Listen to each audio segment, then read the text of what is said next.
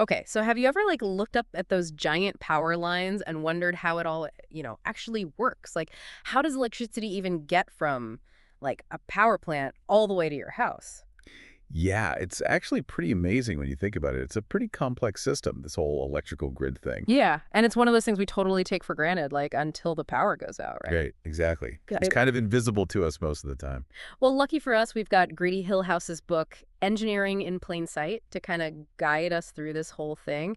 And I gotta say, it's full of some really cool It insights. really is. So let's dive in. First of all, what makes electricity so different from like other energy sources? I mean, we burn coal, we use oil, we harness the wind and the sun, but electricity, it's like a whole other beast, right? Yeah, you hit the nail on the head. It's this fleeting thing. You can't really store it like you can with other forms of energy. It's got to be generated and used in the blink of an eye, basically. So it's like this constant on-demand energy source. And that's where the grid comes in, right? This massive network of lines and towers and substations all working together to keep that electricity flowing. Exactly. It's like a giant balancing act, constantly adjusting to match supply and demand. And Hillhouse actually compares it to a freight train going uphill. A freight train. Okay, I'm intrigued. How does that analogy work? Well, imagine the power plants are the engines pulling that train, right? Mhm. And the demands for electricity is like the weight of the train. The grid operators have to constantly adjust the power output to match the demand, just like those engines have to work harder to pull that train up a steep hill. Okay, I'm starting to see the picture. Mm, But it's not just about having enough power overall, is it? It's also about timing, right? Like yeah. people use electricity at different times of the You day. got it. And different types of users have like totally different habits when it comes to electricity. You and I, we turn on lights, we charge our devices, we might crank up the AC on a hot day, all without giving the grid much notice. Oh, yeah, I'm definitely guilty of that. But what about those big industrial users, like factories and stuff? I've heard they're a bit more strategic about their power consumption. They are. A lot of them plan their energy use around pricing, taking advantage of cheaper rates during off-peak hours, like late at night, when demand is lower. So it's like they're playing the electricity market, trying to get the best deal while also helping to balance the grid. Exactly. And that adds another layer of complexity for the grid operators, who have to anticipate not just how much power is needed, but also when it's needed. It's like a giant real-time puzzle with all these pieces constantly moving and changing. And I'm guessing the different types of power plants add to the challenge too, right? Definitely. Each power source has its own, like, quirks and limitations when it comes to responding to changes in demand. Okay, so let's break down those different power sources. Hill House focuses a lot on thermal power stations, which, from what I understand, are all about boiling water. But it turns out not all thermal plants are created equal, right? Right. The fuel source is what really makes the difference. You've got your coal plants, which are becoming less common, but there's still a lot of them around. Yeah, I've seen those massive coal piles and conveyor belt. They're not exactly subtle, are they? Nope. If you see a power station with a ton of infrastructure for moving and processing, coal fink trains, crushers, those huge conveyor belts, mountains of coal just sitting there, it's probably a coal-fired plant. So they're pretty hard to miss. But what about natural gas plants? They seem to have a smaller footprint, visually at least. Yeah, because they don't have those massive coal piles. Their fuel comes in through pipelines, which are mostly underground, so they're a bit stealthier. Interesting. But both coal and gas plants have those big stacks, right? Releasing those plumes into the air. Yeah, those are releasing what's called flue gas, which is a byproduct of burning those fossil fuels. But before it's released, it goes through a pretty important cleaning process. Ah, so it's not just going straight into the atmosphere. No, they use things like baghouses, electrostatic precipitators, and scrubbers to filter out a lot of the harmful pollutants.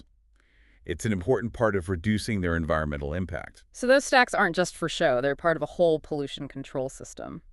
Makes sense. Okay, let's move on to another type of power plant that often gets people talking. Nuclear power plants. They always seem shrouded in a bit of mystery, at least to me. Well, they're definitely different from fossil fuel plants. They don't rely on combustion, burning stuff. Instead, they get energy from nuclear fission happening inside the reactor. Which is basically splitting atoms, right? Yeah, but in a very controlled way. You'll typically see a containment building with a big dome, a fuel handling building, and some administrative buildings. And sometimes you might even see a stack at a nuclear plant.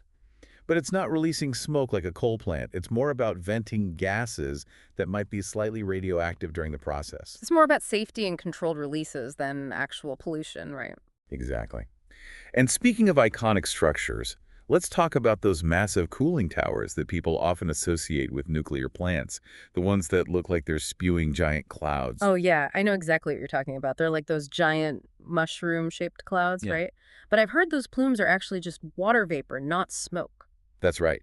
And while people often picture them with nuclear plants, almost all thermal power stations use cooling towers.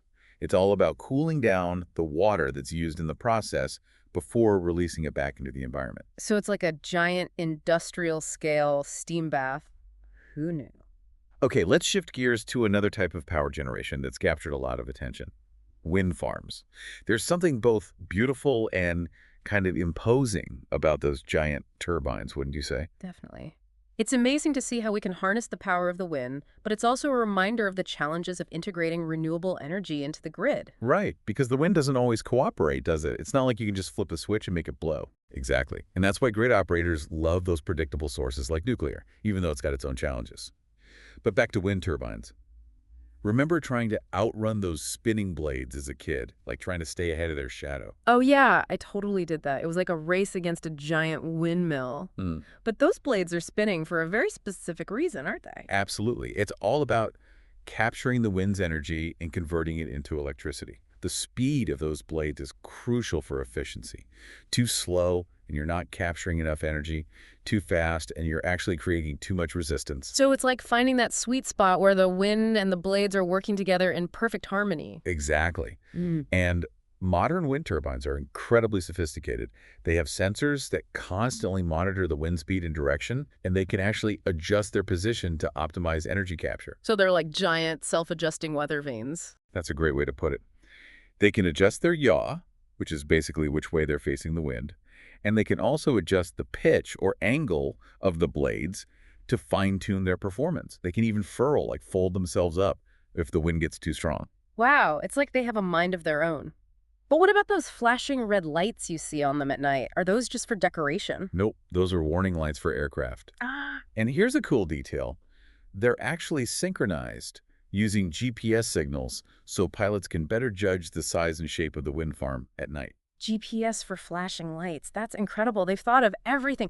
Okay, so we've got this power being generated, but how do we get it to the people who need it? That's where those massive transmission lines come in, right? Those lines that stretch across the countryside on those giant towers. Exactly. And getting that power from those often remote power plants to the cities and towns where people live and work, well, it's not as simple as just stringing up some wires and calling it a day. Yeah, I can imagine there are some challenges involved. I mean, we're talking about huge distances and a lot of power, right? Right. One of the biggest challenges is actually minimizing energy loss. You can't just truck electricity around like you can with coal or oil. So how do they prevent all that power from just disappearing along the way? Well, they use some pretty clever tricks. One of the key ones is boosting the voltage. Wait, higher voltage? Isn't that more dangerous? It is, but there's a good reason for it. When you increase the voltage, you can reduce the current needed to deliver the same amount of power. Okay, I'm going to need you to break that down for me. Why does that matter? It all comes down to resistance. Those wires carrying the electricity, they have resistance, which means some of that energy gets lost as heat along the way. But when you increase the voltage, you reduce the current, and that means less energy is lost to resistance. So it's like sending a smaller package, but with more concentrated energy. It's like the electrical equivalent of those super efficient delivery trucks, right? Exactly. But there's a trade-off. That high voltage is super dangerous, so you need to keep those lines way up high on those towers, out of reach of people, and anything that could cause a problem. Okay, that makes sense. But I've noticed that those towers come in all shapes and sizes. What's the reason for all that variety? Well, a lot of it depends on the voltage level. Higher voltage lines need more clearance, so those towers need to be taller, and then you've got the number of circuits a line carries. Some carry multiple circuits, which means more conductors, more wires, and that means you need a more complex tower structure. So it's like they're building a custom tower for each specific line based on its voltage and how many circuits it carries? Yeah, pretty much. And you might be surprised to hear that aesthetics actually play a role too. Wait, aesthetics. People care about how those giant towers look. Believe it or not, they do. There's a growing emphasis on minimizing the visual impact of those lines. So they'll often use monos poles, which are those single pole structures, instead of the traditional lattice towers. So it's like they're trying to make them blend in a little better with the landscape. Exactly. But even with those efforts, those transmission lines are still pretty hard to miss. They're a constant reminder of the vast network that brings us the power we rely on every day. And a testament to the ingenuity of the engineers who figured out how to move all that electricity across such vast distances. Absolutely. It's a pretty remarkable feat of engineering when you think about it. But we're just getting started. There's a whole lot more to explore in the world of the electrical grid. I can't wait to see what's next. You know those substations we talked about earlier? Yeah. Those kind of like electrical intersections where the power gets routed and transformed and stuff? Well, there's actually a lot more to them than just a bunch of equipment randomly placed.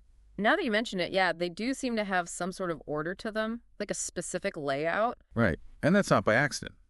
A big part of substation design is all about minimizing disruptions. Yeah. Think of it like a city with a bunch of roads and intersections. You wouldn't want the whole city to shut down just because one road's closed for construction, right? Oh, for sure. That'd be a nightmare. Exactly. So in a substation, they achieve that kind of redundancy through something called the bus design. You remember we talked about the bus. It's basically like this central hub connecting all the equipment. Yeah, it's like the main artery of the substation, right? Everything flows through it. Exactly. And there are different bus designs, some simpler, some more complex, each with its own level of redundancy. The idea is that if one part of the bus have a problem, the electricity can still flow through a different path. So it's like having a backup route for the power just in case. Yep. And the more redundancy they build in, the less likely it is that a single fault will cause a widespread outage. So it's a really important part of keeping the grid reliable. Makes sense. But what about those external threats, like lightning strikes?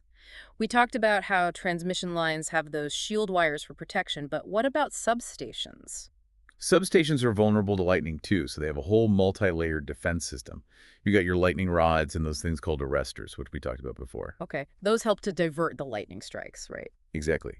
But one of the most important defenses is actually the grounding grid. Remember that? It's that network of copper wires buried underground, kind of like a giant safety net for the whole substation. Yeah, that's starting to ring a bell. So it basically helps to channel that lightning energy safely into the ground, right? Exactly. It gives all that stray electricity somewhere to go, instead of frying the equipment or, zapping someone who happens to be nearby. Yikes. That's definitely not something you want to experience. But it's not just about lightning protection, is it? You mentioned something about voltage potential before. Yeah, the grounding grid also helps to ensure that everything within the substation is at the same voltage potential. Basically, it minimizes the risk of electrical shock for the people who work there. So if everything is at the same voltage, there's no difference in electrical potential, so the electricity has no reason to flow through a person, right? Exactly. It's making sure all the pipes in a plumbing system are at the same pressure. The water won't flow if there's no pressure difference. And they even connect the fence around the substation to the grounding grid. So even if someone touches the fence, they won't get a shock. Wow, they've really thought of everything. It's impressive how seriously they take safety in these places. But let's get back to those cool pieces of equipment we find inside substations. Remember those disconnect switches? They're basically like the master keys to the substation, right? Yeah, they allow the workers to safely isolate equipment from the energized system. Like if they need to work on a transformer or a circuit breaker, they can use the disconnect switch to cut the power to that specific piece of equipment. So it's like turning off the electricity to a room in your house, but on a much larger scale. Exactly. And there are different types of disconnect switches, each with its own cool mechanism. Some use blades that swing open, kind of like a giant switch, while others use a pantograph design, which is like a big scissor lift that connects to the bus bars. So it's like a mechanical ballet, but with a serious electrical punch. But what happens when they need to interrupt the flow of electricity completely, not just isolate a section for maintenance, like if there's a fault in the system or something? That's when the big guns come out. Yeah. The circuit breakers. These things are the protectors of the grid, standing ready to interrupt those massive currents in a heartbeat if they detect a problem. And I'm guessing we're not talking about those little breakers in our houses that trip when we overload a circuit. Nope. These are industrial-strength powerhouses capable of handling thousands of amps. It's like comparing a firecracker to a stick of dynamite. Okay, so serious power interruption. What happens when you try to stop that much electricity so abruptly? You get something called an electrical arc, which is basically a miniature lightning bolt that forms between the opening contacts of the circuit breaker. It's super hot and can cause some serious damage if it's not controlled quickly. Yikes. So how do they handle these mini lightning bolts? Well, they have a few tricks up their sleeves. Hmm. For lower voltages, they often use vacuums to extinguish the arc. A vacuum? Really? How does that work? An electrical arc needs air to survive. By creating a vacuum, you remove the oxygen and the arc just fizzles out. It's surprisingly effective. That's pretty clever. But what about those super high voltages? I'm guessing a vacuum cleaner isn't going to do the trick there. You're right. For those higher voltages, they use oil or a special gas called sulfur hexafluoride, which is a fantastic insulator. These substances help to quench those powerful arcs quickly and safely. So it's like fighting fire, but with an electrical twist. But how do those circuit breakers even know when to spring into action? Is there like a team of engineers constantly monitoring the grid and manually tripping those breakers when they see a problem? Thankfully not. That would be way too slow and prone to human error. Instead, they rely on something called relays, which are like the brains of the protection system. They're constantly monitoring the grid for any signs of trouble, like a sudden surge in current or a drop in voltage. So they're like the electrical watchdogs, always on the lookout for anything suspicious. Exactly. They measure all sorts of things, like voltage, current, frequency, and compare those measurements to preset limits. If something goes out of whack, they send a signal to the appropriate circuit breaker, telling it to trip and isolate the fault.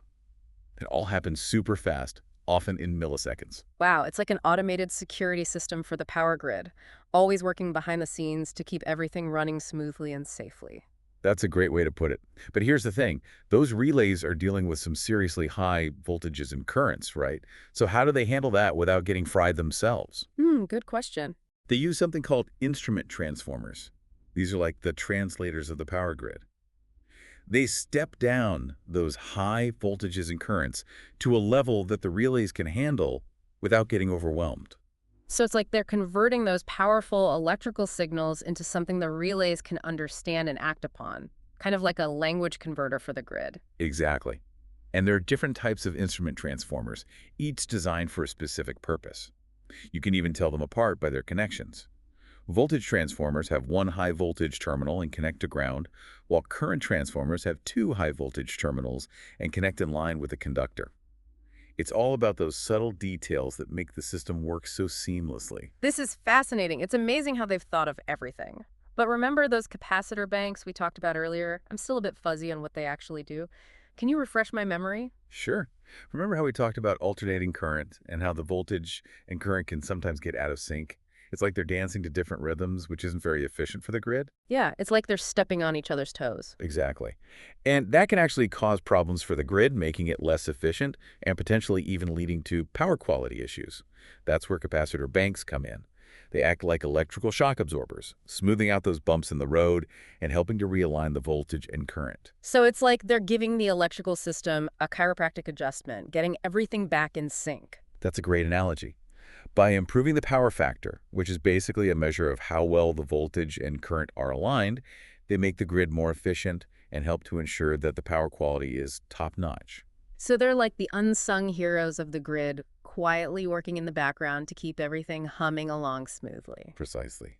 And speaking of unsung heroes, there's one more type of substation equipment I wanted to mention: gas-insulated switchgear. Oh, yeah, you mentioned that earlier. It's like the compact, high-tech version of traditional switchgear, right? Exactly. Instead of using air gaps for insulation, which takes up a lot of space, they use a special gas called sulfur hexafluoride. It's super dense and an incredible insulator, which allows them to pack a lot of functionality into a much smaller footprint. So it's like they've shrunk those massive components down to a more manageable size. Exactly. It's perfect for those space-constrained areas like urban environments where you don't have a lot of room to spread out. And because it's so compact, they usually house it inside buildings for protection. So if you see a substation with a bunch of metal pipes and bolted flanges, it's probably gas-insulated switchgear. Okay, I'll keep an eye out for that next time I'm near a substation. Hmm. But even with all this amazing technology, sometimes the good old-fashioned utility pole is still the best way to get power where it needs to go, right? Those wooded poles that line our streets, Those are the final link in the chain, bringing the electricity to our homes and businesses. Absolutely. They might not be as flashy as those giant transformers or futuristic switchgear, but those utility poles are the workhorses of the grid. They're literally the backbone of the distribution system. And they're more than just poles stuck in the ground with some wires attached, So right? definitely, there's a surprising amount of engineering that goes into those poles. They have to be strong enough to support the weight of the lines, withstand wind and weather, and resist the constant tension from those cables. They even have to be treated with special preservatives to prevent them from rotting. So it's like they're purpose built for this specific job with all sorts of hidden features to make them strong and durable. Exactly. And you know those guy wires you see attached to some poles? Those are like extra support beams, helping to keep the pole upright, especially in those windy areas or where the lines are putting a lot of stress on the pole. And those insulators and the guy wires, those are there to prevent any stray voltage from reaching the lower parts of the cable, just in case something goes wrong. So it's like a safety net for the safety net. They really have thought of everything. But what about the power lines themselves? Are those the same as the high voltage transmission lines we talked about earlier? Not quite. The lines on those utility poles are called primary distribution lines, and they operate at a lower voltage than the transmission lines. They're still dangerous, of course, but not as intensely powerful as those lines that carry electricity across states and countries. So they're like the local roads of the power grid, delivering electricity to neighborhoods and businesses. Exactly. But even those distribution lines are still too powerful for us to use directly in our homes. That's where those familiar gray canisters come in the distribution transformers. They take that lower voltage electricity from the distribution lines and step it down even further to a level that's safe for us to use in our everyday lives. Ah, yes. Those transformers are like the final step in the electrical journey, bringing the power down to a level that our toasters and TVs can handle. Precisely. And they're incredibly clever devices with a split-phase output that allows them to provide both 120 volts and 240 volts from a single transformer. So they're like electrical multitaskers, ensuring that we have the right voltage for all our different needs. It's amazing how they can squeeze so much functionality into such a small package. But sometimes I see multiple transformers grouped together on a pole or in a vault. Is that just for redundancy, or is there something else going on there? That's a good observation. It usually means they're providing three-phase service to a larger customer, like a factory or a big apartment building. Three-phase power is kind of like a supercharged version of single-phase power, delivering more power with greater efficiency. So it's like the industrial strength version of electricity Yeah. powering those big machines and heavy-duty appliances. Exactly. And you'll often see those groups of transformers near industrial areas or those big apartment complexes. It's a clear sign that they need a lot of power to keep things running smoothly. It's like a power party on a pole. But those transformers aren't the only things up there on those poles. I've also noticed those little boxes with fuses sticking out of them. What are those for? Those are called fused cutouts, and they act as combination circuit breakers and isolation switches, protecting those precious distribution transformers from short circuits and power surges. They're like the transformer's personal bodyguards, always on alert for any signs of trouble. So if there's a sudden spike in power or a short circuit, those fused cutouts will sacrifice themselves to protect the transformer. That's pretty heroic. It is, and if you ever hear a loud pop near a utility pole, it's probably a fuse blowing in one of those cutouts. It's a dramatic way to interrupt a fault, but it's very effective in preventing further damage. It's like a mini electrical fireworks show. I've always wondered what those pops were, but those fused cutouts aren't the only protectors up there, right? What about those things called reclosers? Ah, yes. Reclosers are like smart circuit breakers. If there's a fault, they'll trip the circuit, but then they'll automatically try to re-energize the line a few times to see if the fault has cleared itself. So it's like they're giving the power line a second chance. Exactly. A lot of times, those faults are temporary, like a tree branch brushing against a line or a squirrel causing a short circuit. The recloser will interrupt the fault, wait a few seconds, and then try again. If the fault is gone, the power comes back on and you might not even notice a blip. But if the fault is still there, the recloser will trip again and eventually it'll lock out, indicating a more serious problem that needs attention. So that's why sometimes my lights blink a few times before staying on. It's the recloser doing its job, trying to restore power without causing a prolonged outage. Exactly. And of course, you've got those standard isolation switches up there too, which are used for maintenance and arresters to protect against lightning strikes. It's like a whole team of electrical guardians working together to keep the power flowing smoothly and safely. It's amazing how much technology is packed onto those seemingly simple utility poles. They're like miniature electrical substations, quietly working in the background to keep our lives powered. But I gotta admit, I've always been a little freaked out by all those wires and equipment being so close to homes and businesses. Just seems kind of risky, you know? I get it. And in some places, they've actually decided to bury those distribution lines underground. It's more expensive, but it definitely looks a lot nicer, and it's also better protected from the elements and things like falling trees. So it's like the underground version of the power grid. Out of sight, out of mind. Exactly, and even in areas where most of the lines are overhead, you might see them go underground for short stretches, maybe to cross a busy road or to avoid an obstacle. It's all about finding the right balance between practicality and aesthetics. Makes sense. But if those lines are buried, how can you even tell where they are? Do you need some kind of electrical X-ray vision? Not quite.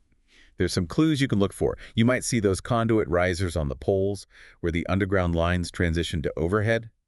And those cable terminations, which kind of look like little pots, are used to seal the insulated cables and keep moisture out.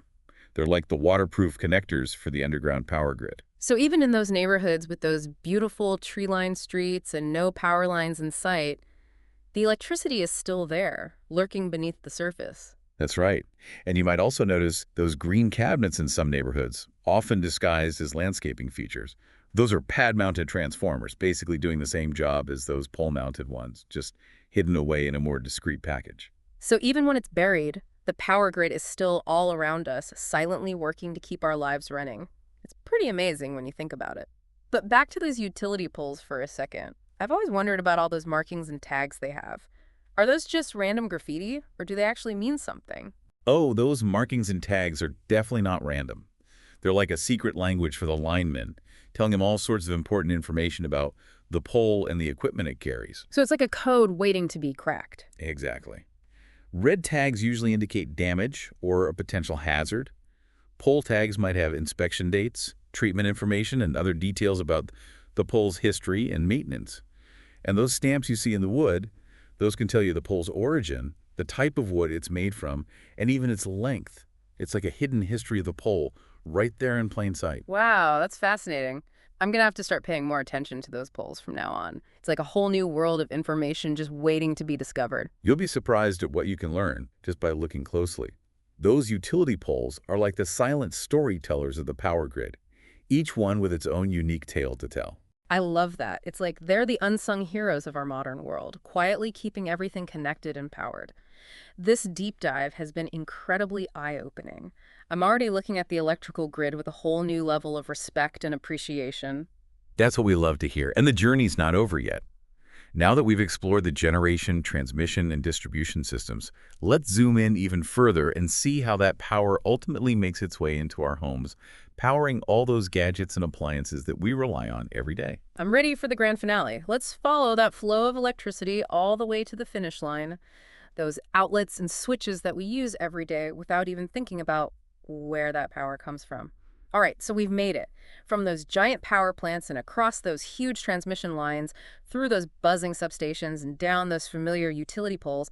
Now we're finally getting to the part where the power actually gets, into our homes. Like what happens after the transformer steps down the voltage? Where does it go from there? Well, from there, it travels along what are called secondary lines, and you'll usually see these running along the same utility poles as those higher voltage lines, the ones we were just talking about. So even though it's lower voltage, they're still treating it with a lot of caution, right? I mean, it's still dangerous. Oh, absolutely. It's still plenty powerful enough to cause serious harm, so they're carefully insulated, grounded, and positioned to keep everyone safe. Makes sense. But sometimes I see those secondary lines bundled together, kind of like those transmission lines we were talking about earlier, and sometimes they're spread out. Is there a reason for that? Yeah, good eye. It all comes down to how much power is needed and how far it has to travel. Bundling those conductors together can help reduce resistance, which basically means they can carry more power with less energy loss. So it's like creating an electrical superhighway for those lower voltage lines, making sure everyone gets the power they need without any, brownouts or flickering lights. Exactly. And when those secondary lines finally reach your house, they connect to your service entrance, which is usually that weatherproof box you see on the side of your building. Ah, yes, the service entrance. It's like the electrical gateway to your home. Right. And even though they look kind of intimidating, with all those wires and stuff, they're actually pretty straightforward, at least for an electrician. Well, that's good to know. But what's actually going on inside those things? I've always wondered. Basically, it's like the control center for your home's electrical system. You've got your main disconnect switch, which is like the master off switch for the whole house. So if you need to cut the power to the entire house, that's where you do it. Exactly. Yeah. Super important for safety, especially in emergencies. And then you have the circuit breaker panel, which is where the power gets divided up into those individual circuits for different parts of your house. Ah, yes. The circuit breaker panel. We all know those. But why do those breakers sometimes trip, you know, leaving us in the dark? Well, they're doing their job. Each circuit breaker is designed to protect its circuit from overloads. So if you plug in too many things or there's a fault in the wiring, the breaker trips, cutting off the power to prevent overheating and potential fires. So they're like little safety valves, making sure things don't get too hot and dangerous. Exactly. They're constantly monitoring the flow of electricity and ready to step in if something goes wrong. And all those different circuits, they're carefully planned out to handle the specific needs of different parts of your house. So it's like each room or each appliance gets its own dedicated power supply with the right size wires and the right type of breaker to keep everything safe. That's the idea. Yeah. It's all about balancing safety and functionality. And speaking of wires, what about those big, thick wires that come into the house from the utility pole? Oh, yeah, those always kind of intimidated me. What are those called and why are they so thick? Those are called service entrance conductors, and they're usually made of aluminum or copper, which are great at conducting electricity. And the reason they're so thick is because they have to carry all the power coming into your house. So the more power your house needs, the thicker those wires need to be. Exactly. It's like a bigger pipe for more water flow. You need those thick wires to handle all that electrical traffic without causing problems. This is fascinating. Mm. It's amazing to think about all the planning and engineering that goes into something as simple as plugging in a lamp. It's like this whole invisible world working behind the scenes to keep our lives powered. I know, right? And the crazy thing is, we only see a tiny fraction of it. Most of the grid is hidden from view, quietly doing its job without us even realizing it. It really makes you appreciate all the people who work to keep it all running smoothly. From those engineers who design the systems to the linemen who climb those poles and keep those lines humming, it's a massive collaborative effort. Absolutely. It's a testament to human ingenuity and our ability to harness the power of nature, turning those invisible forces into something that benefits us all. This deep dive has been amazing. I'm already looking at those power lines and even those little outlets in my house with a whole new level of respect. It's like you've opened my eyes to this whole hidden world. And hopefully you'll never take electricity for granted again. Never. Now I'm going to be that person who's like, hey, did you know that electricity comes from a power plant? And it travels through these big wires and I love it. Spread the knowledge. I will. But for now, I think we've reached the end of our electrifying journey. We've explored the generation, the transmission, the distribution, even those final steps that bring the power into our homes. It's been an incredible ride. It has. And remember, the journey of discovery never really ends. There's always more to learn, more to explore, and more to appreciate about the world around us. Well said. So until next time, keep those lights shining and stay curious.